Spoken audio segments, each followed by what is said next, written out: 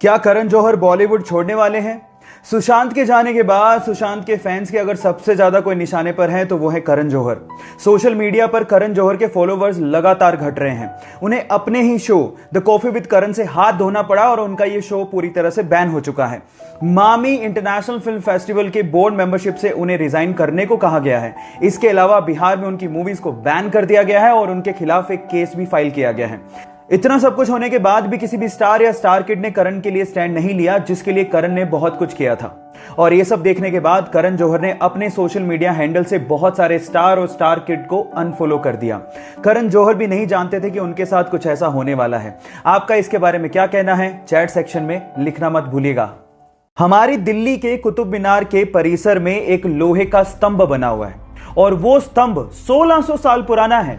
बावजूद इसके आज तक भी उस पर जंग नहीं लगी है। इस वजह से वैज्ञानिकों के लिए वो किसी अजूबे से कम नहीं है। एक्चुअली इसे 1600 साल पहले चंद्रगुप्त मौर्य की याद में उनके पुत्र कुमार गुप्त ने बनवाया था। सन 1998 में आईआईटी कानपुर के एक प्रोफेसर ने इसके कारणों का पता लगाने की कोशिश करी और बताया कि इसे पिघले हुए आयरन यानी कि पिग आयरन में फोस्फोरस को डाल के बनाया गया था, जिसकी वजह से इस पे आज तक जंग नहीं लगी है। अब इससे पता लगता है कि प्राचीन काल में भी भारत के पास धातु विज्ञान की बहुत ज्यादा समझ थी। क्या इसके पहले तक के फैक्ट आप जानते थे? और अगर नहीं जानते थे तो चैट सेक्शन में लिखना मत भूलिएगा। आज डॉक्टर्स डे है और आज ही के दिन हमारे एम्स दिल्ली के भावी डॉक्टर्स ने और आईआईटी दिल्ली के छात्रों ने मिलकर कोपल 19 नामक एक ऐप को लॉन्च किया है।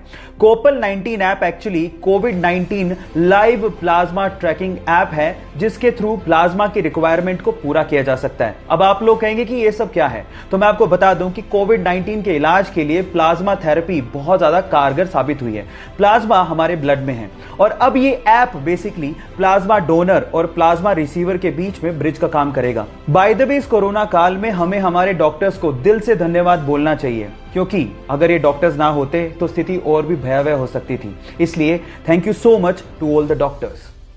हम में से कई लोग अपने मोटापे को लेके बहुत ज्यादा परेशान रहते हैं और इसको कम करने के लिए न जाने कितने जतन करते हैं। लेकिन क्या आपको पता है, इस पूरी दुनिया में एक जीव ऐसा भी है जिसका बच्चा अपने जन्म के पहले साल में हर एक दिन 1, 2 या 3 केजी नहीं बल्कि 90 किलोग्राम वजन गेन करता है। जी हां, आप ठीक सुन रहे हैं, एक ही दिन में 90 किलोग्राम वजन बढ़ जाता है।